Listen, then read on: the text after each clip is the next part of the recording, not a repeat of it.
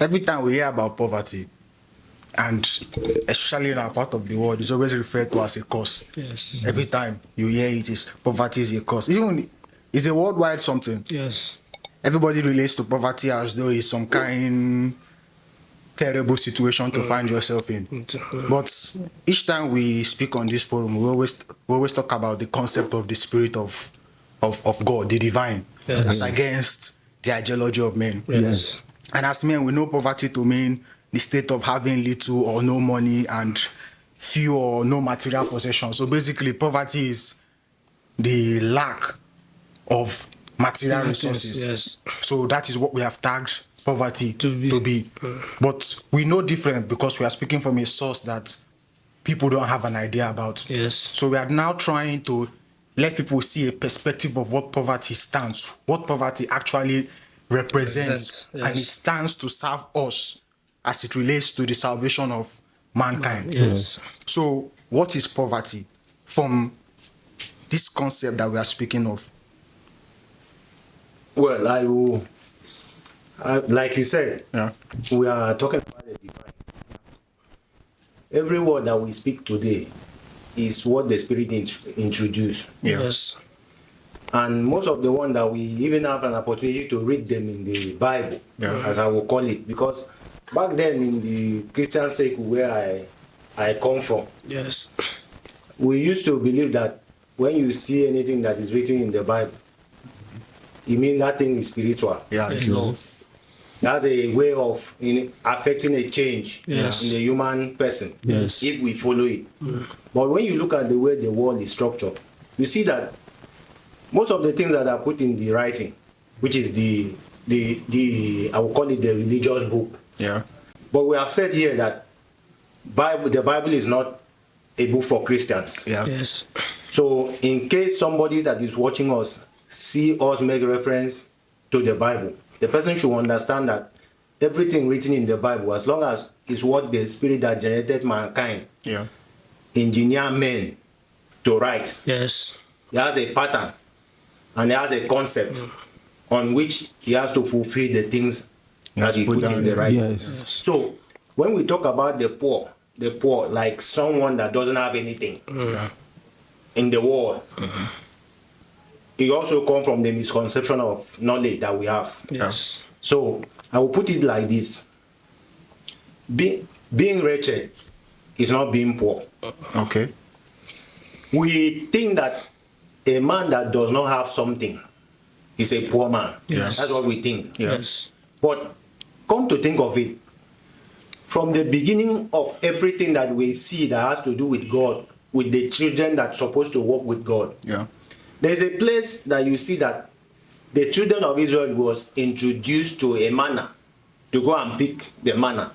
And they were instructed to pick the manna according to their needs at the moment. None of it, there's no place that they were instructed to take and even keep. Pick some to keep. Yeah. And even those who go against the instruction that picks more and kept, the following day, as according to the writing, the whole thing will get bad. Yes. Now you also see the Jesus that everybody talks about, the program in the writing that everybody talks about, how the Jesus Christ was introduced into the world, even though such a thing never happened. How he showed a life that we are supposed to live. And there's a place he said clearly that we should not lay treasure for ourselves upon this earth. Yes. So now, a man who doesn't lay anything for himself, it is the man that we see as the poor. Yeah. Because he doesn't have anything. And that is the command that the person of God command us to live, the way he wants us to live, to make sure we don't keep anything for ourselves. Yes. And even went on to say that, blessed be ye poor, for theirs is the kingdom of heaven. Okay. But take a look at the world, the way we fight against that very word. He said, blessed be ye poor, for theirs is the kingdom of heaven. But we say that we cannot be poor. You see? Yes. So if God, the person that we see as God, is telling us that his blessing are for those who are the poor, and we are fighting against that word, the poor, it definitely means that we are fighting against God. Yes. So I will define the poor this way, that the poor is not someone who doesn't have anything. Yes. But the poor is the person of God. Now, what makes the person of God the poor is that is a person that the Spirit engineer, the Spirit will introduce to serve as God in the midst of men, which everything will come to him, but yet still he doesn't hold anything as his own. And so he lacks nothing. Yes. Now, when you see such a person, that is when you see the revival of man can be guaranteed. Yes. So that is why the fight against poverty, universal fight against poverty, is a fight that cannot. It can be won. It can be won because you are directly fighting against the spirit that brought every natural resources into existence Yes. for the possible distribution among humanity. Yes. So when you keep fighting for survival in the name of not wanting to lack anything, that means distribution should come. So you discover that the men who are trying to make sure that the poor have what to eat in order to survive by, you see that fight, they cannot achieve it. They can't achieve it. Because the poor, according to man's definition, keeps increasing. Yes. And as they keep fighting this poverty, you find out that many that they define to be poor are dying more out of their poverty definition. That is even I would say is, I won't say irrelevant because I don't have the right word to use. I can't think of it right now. But as Kufre was talking, he referred to a passage in the Bible. I said, "Blessed be the poor, For theirs is the kingdom of heaven." I didn't want to interject as he was speaking, so I wanted him to exhaust what he had to say. But a question came up, so I had to write. I said, "Who owns heaven? Yeah. Who is the owner of heaven?" It's God. And we have come to know His God. Yes. Even though none of us are seeing God, none of us knows where heaven is, but it's a consciousness that we have come to have. Yes. That heaven is a place God is. Yes. So heaven belongs to God. Yes. So if the poor is the owner of heaven, what does that simply tell us? That God is the poor. Yes. And He is the owner of heaven. Yes. So poverty now is a one-man state, if you look at it that way. Yes. It's not a state that is attributed to everybody who lacks material possession, but a one-man state. The state of poverty is the state that God is in. That's what makes Him the poor, as well as the owner of heaven. And if you look at it this way, for those of us who always say that poverty is a cause, to show you why we face what we face, as Xavier was saying, we can't win that fight. Even what we have called that fight of poverty is not what it actually is. But why we can't win that fight is because we are fighting against a force that we can't comprehend. Yes. Poverty is a cause, and knowing what the cause is or what it represents, you get to realize that your relationship with someone who is perceived as cause can turn around to affect you. Yes. Let's even use a contagious disease. You keep your distance from someone who has an ailment that is contagious because you don't want that ailment affecting you. So if poverty is a cause, look at the way the world is structured. You get to realize that those who don't have, that are classed as being poor and in the state of poverty, those who supposedly have find themselves pushed to assist, and they call it elevation or elevation of poverty. They are trying to extend resources to those who don't have. Yes.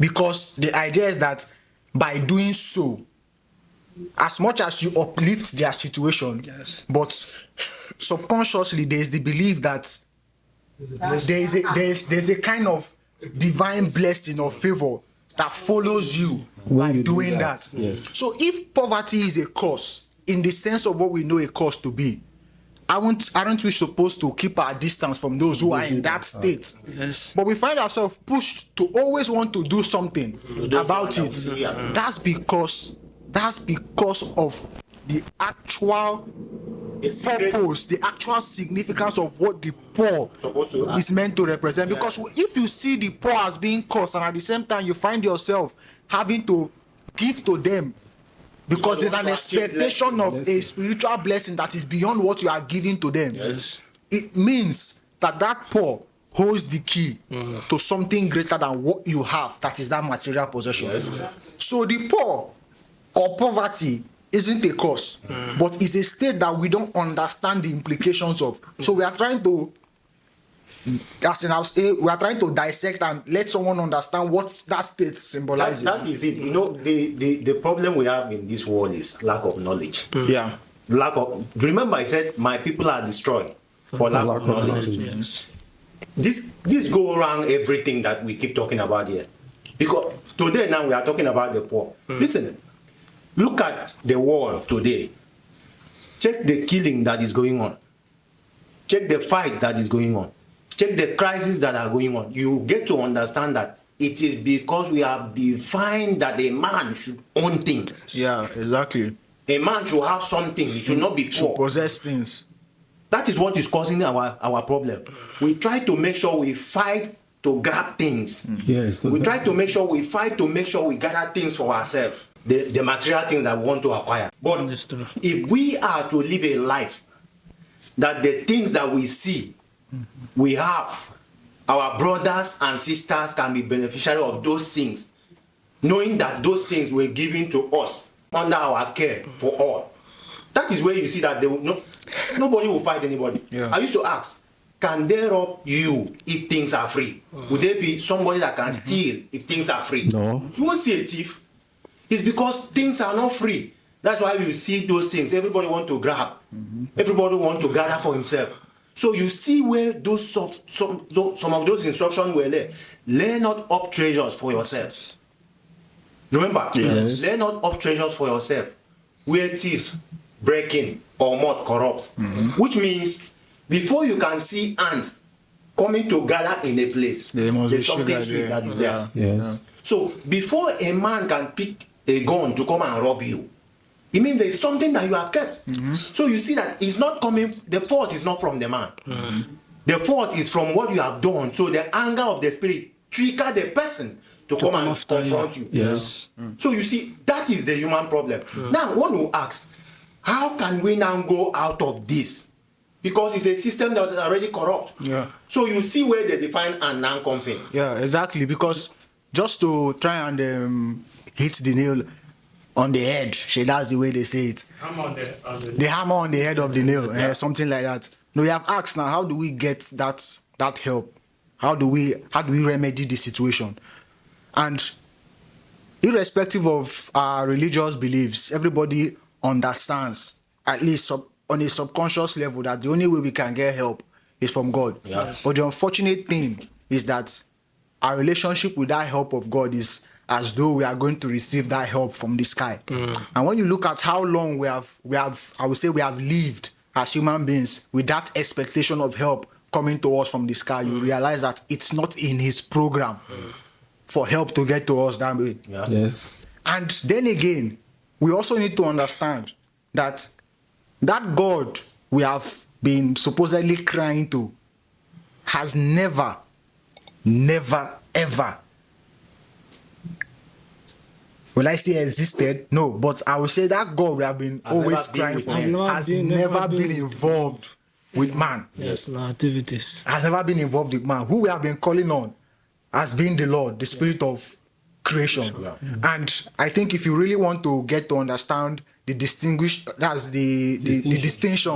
between the Lord, the God and God, there's a video on that on our profile. You should take a look at it. But I'll try and be brief as possible. The Lord is the spirit of creation. The one who out of nothing created everything.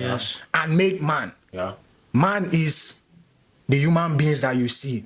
But man is not just, no, let me not say man is human being you see. Man is the spirit that is driving the affairs of the human beings that we see. Operating system, And man is in the state of death, which is why, as Kufre was talking, you get to see the things he has pointed out. You are we are accumulating things. We are struggling to possess things. And by doing that, you deprive another person. And that person is triggered by that same spirit of the Lord to come against you because the foundation is out of place. Yes. So that is just a preamble of the nature of man. So we see that in our exhibitions. Yes. So now the call and the cry for the help of God comes in because God is the only one who can remedy that state of man. Yes. And God now is also a creature of that spirit of the Lord, Yes. who introduces him in the midst of men to show men how they ought to live. How we ought to live. And by keying into his principles, we get to, I would say, we get to have that his spirit of Christ which he comes with, Yes. inhabit us to come alive to the state of God, to the state of life. So that help that we are talking of or we are crying about, that is how it comes in. Yes. And it doesn't come in from the sky. Yes. We need to understand that as man is a person through the exhibitions of human beings, that is how God also is a person. Yes, but the spirit that's the spirit in which that person is operating with is different from that of man. That is why it's there that God is not a man that he should lie. You can abbreviate it just the way we always do, that God is not a man. It doesn't mean that God is not a person.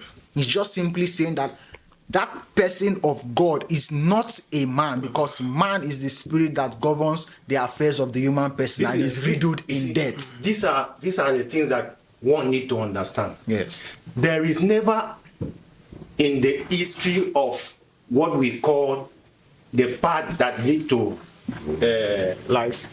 divinity. Divinity. Okay? There's nothing even in the Bible that we can even in the religious book. Everything that shows that for God to be with men, God needs to become flesh and dwell among men. Yeah. It's not to dwell in men, no. To dwell among men is that God is born in the midst of men. Yes. I have something, I was talking with somebody, I said, there is what is called God with us, not God in us. Yeah. You know, we always drive it God Is in in us. us. Yeah, God but in the thing us. is God with us, which means there is somebody that will be born in the midst of men. Remember, we talked about born again. Yeah. And that is the only one that is born. Then the rest of us are supposed to be resurrection, which Yes. we also Talked about. that. Yes. So God is the only person that is born in the midst of men as a person. These things are there.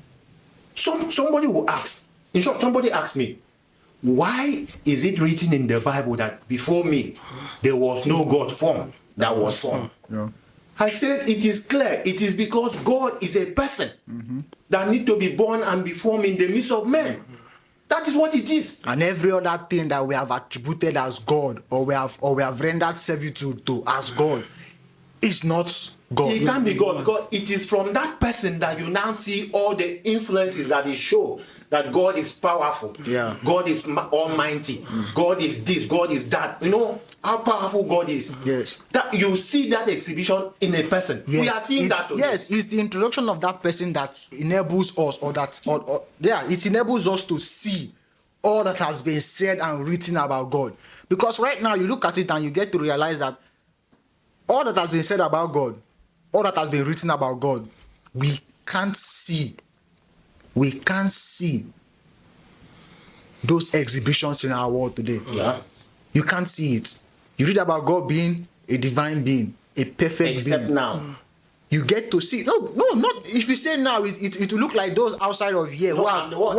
I'm the one Okay, speaking that. because I'm if the you one say- speaking that. yeah, That's because- except now. yes, for you now who has come to encounter it, except now for you, you are getting to see it. Yes. You see, So I'm speaking for myself. Yeah, so you're speaking for yourself. So if you say except now in the world, somebody is wondering what is he talking about? But you get to see it, because when you talk about the character of God as being perfect, as being divine, and we claim, it's a claim, and you can claim anything. We claim to have been made by God. Yeah.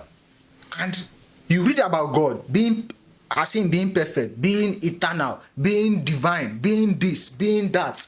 Then when you look at our exhibitions as supposed offsprings of that God, you get to realize that work is not evident in us. So it's clear. And without sounding crazy, it's clear if I say, based on evidence that has been provided, that God has not made anything, the world or human beings, so it's not far-fetched, because the exhibitions don't showcase that power that has been written of or has been spoken of God.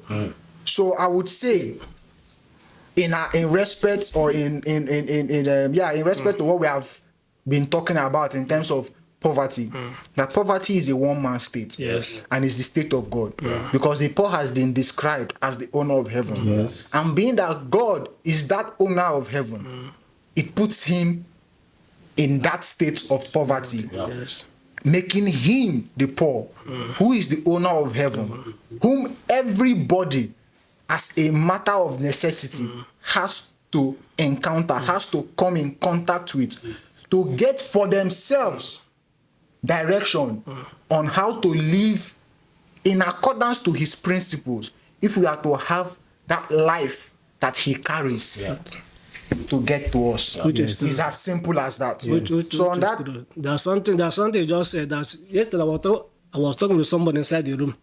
I was talking about God. He said, he called me, he said, Chigo. I said, yes. He said, there's something you want to ask me. I said, go ahead. He's somebody who have made owners resources. He said, I know him. I said, yes. He said, am I trying to tell him that what maybe the churches hire support the Reverend Fathers, build some houses for them in the village, do this, do that? Am I saying that it's not counted or what? All those things that he's doing. I said yes. So it's not counted. I said, what you are doing, so it's not wrong, but they are doing it to the wrong person. So if it is God we are talking about being poor, he said he be hard for the poor. I said yes. He said he do this one, he do that. I said okay. I said nah. If I've talked with it for some time, for some days, if these things we have been doing, it's not only you, the whole world, even me, I was there, but those things are not counted, because we should look for that God that should be one. It's not two. He can never be counted. Because if I say God is God is the poor in spirit, for theirs is the kingdom of heaven. I told him, oh, go to church. He said, yes, he go to church. The Reverend Fathers, the pastors, our leaders, who's supposed to guide us, what do they tell us? He said, say to God, I can never be poor. They even pray for us to go to the street and labor and bring money for them. They can say God that is blessing for the poor. Then I go to a man who says coming from God and stay me. Say as you stay to God, I can never be poor. That means I don't want God's blessing. He said I should come again. I told him, see, fine. Say, see, forget what have happened. So I didn't choose this because there's something on ground all of us have to focus on. Everything we have been doing, whether I do it good or what, have not been counted. Says, nah, that we have been doing to men, to pastors, to this one, is supposed to be for one particular person. It's not to go and bring your resources, all the things they have, and pay for him. It doesn't work that way. For somebody not to get us wrong right now, you are not telling him to bring money to God. Yes. Because first, you see, these are the things that we talked about. If a man carries something, I asked somebody, I said, when you carry your hard-earned resources and you leave your house and you are going to your denomination, what we call church, the man that you are going to give down your resources to, as you leave your house, you believe that you are going to give to God. Man of God, yes. But when you are going to give to God. You are not yes. going to give to a man of God. As you leave your house with your resources, with whatever thing you feel that you want to give to God, you go there hoping to give to God. Yes. But when you reach there, somebody will collect it. Somebody, you will give it to somebody. Yeah. The only problem we have right now is that the person that we are giving that thing to has not been conformed to God. Yes. Is not the one that is formed as God. Yeah. Yes. So we are giving something to a man because it is man that is in that body. Yes. But when you now see the one that is born as God, he tells you, that all you need to bring is your heart, Yes. yourself, because you are coming to take an instruction on how to affect your living, Yes. to reverse this our living Dead state of man. our living state of man. Yes. That is the work of the person of God. Yes. So you see that the person of God is a God in person. When we use the word the person of God, is the one that born as God in a person. God that has born in a person to serve as God. So anytime you see the person of God, you are talking about God in the midst of men. Yes. So you are not bringing something to that person. Remember when you bring your gift to the altar, and remember that you have your brother has an altar against you. Say, leave your Drop gift it there. there, yes. Go and make peace with thy brother before you come back to open your gift. And that gift not be even money. Now your It's your heart. heart. Yeah. So these are the things that we need to understand. That is why first somebody need to understand that the poor, the word the poor, what we define as the poor, as long as the way of God is not the way of man, It can never. It can never be mean the same the same. thing. Yeah. Now, according to the writing in Luke 12 from 13 to 21, you can see a young man came to Christ and said, Master, speak to my brother that he should divide inheritance with me. Yes. Remember the story? Yes. He said, man, who made me a judge over you? A judge and a divider. That's what he said. Who made me a judge and a divider over you? Because if he's God, you're not supposed to come to God and be looking for how to own your own thing. Okay. That's why it's asked, who make me a judge and a divider over you? Because this is a God that want to bring people together, not to come and make you make something. Now, after he finished that, he made a parable. How a ground of a certain rich man bring forth plentiful. And the man thought within himself how he can build barn. The story is there. store up, Yes. To yes. store up his goods. Yes. And having done that, he now said to himself, now he has plenty to eat and rest. He went to sleep. He said, the Lord of that man now said to him, today, thou fool, this night, your soul shall be required from you. Which means, if you check that activities of building a barn to keep things, that is the way we humans live. Exactly. That story is our story. That's how we live. It's a replication of how we live. He ended in saying, so is every man that laid up treasure for himself, And is not rich. but he himself is not rich towards God. God. So tell me, who do you call a rich man here? One that lays treasure for himself. You see, we call a rich man the one who keep treasure for himself. Yes. But God is telling you, even you that keep things for yourself, Yeah. No. your mentality is poor. That's because You see, even riches, I think I would say it this way to create a kind of intrigue. Yeah. Then we end it. Okay. Poverty. yeah, Poverty, as much as we have tried to explain, I think it's clear to see that poverty has nothing to do with material resources. Yes. correct. So I will say it this way. You say state. Poverty is a state and is a one-man state. Yeah. Or is a one-person state. Let me not say what is a one-person state. Yeah. It's the state of God. Yeah. And being poor is not a lack of material resources. Correct. As much as being rich also is not having Resources. material resources, Yeah. no matter how small or in excess. Yes. I'll put it that way. Poverty, being poor, riches is not a material state. It's not a state of material possession. Yeah.